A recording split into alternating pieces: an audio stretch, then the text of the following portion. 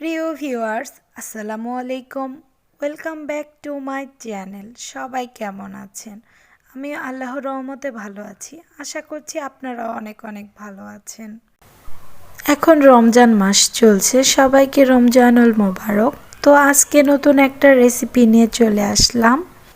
আজকের রেসিপিতে থাকছে খেসারির ডালের কাবাব।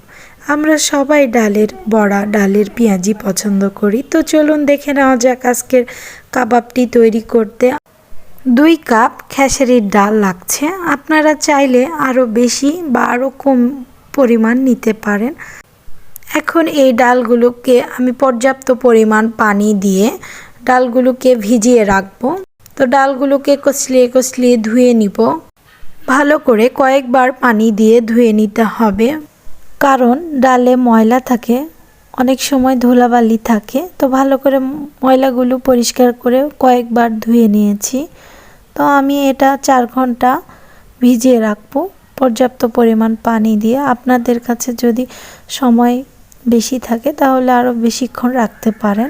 4 ঘন্টা ভিজিয়ে রাখার পর এমন হয়েছে ডালগুলো। তো এখন ডালগুলো আমি ব্লেন্ডারে ব্লেন্ড করে নিব। আপনারা চাইলে পাটায় পিষে নিতে পারেন।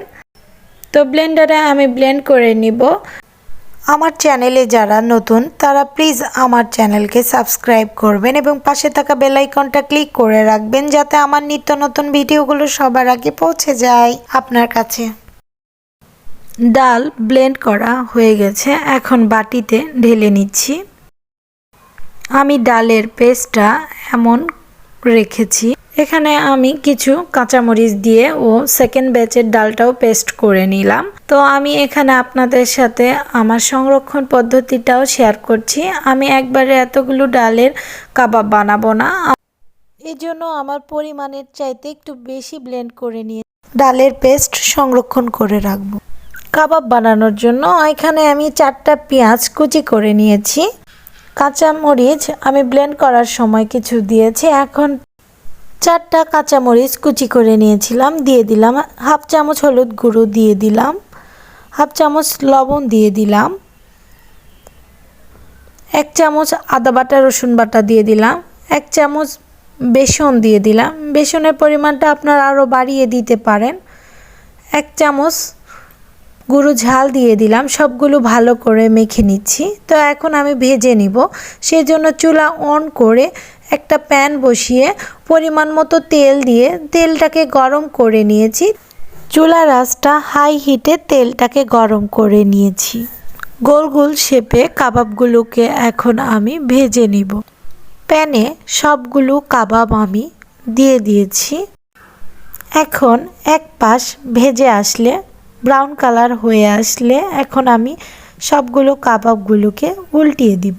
তো আমি সবগুলো কাবাবগুলো এক পাশ হয়ে যাওয়ার পরে উল্টিয়ে দেওয়ার পরে এই পাশটাও ভালো করে আমি ভেজে নিয়েছি। আজকের এই ডালের কাবাবটা খুব সুস্বাদু, খেতে খুব স্বাদ লাগে।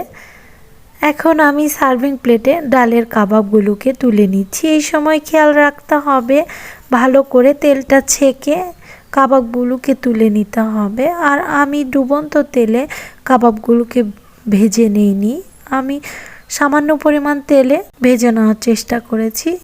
কাবাবগুলো মুচমুচে হয়েছে। এতক্ষণ সাথে থাকার জন্য সবাইকে ধন্যবাদ। সবাই ভালো থাকবেন। আল্লাহ হাফেজ।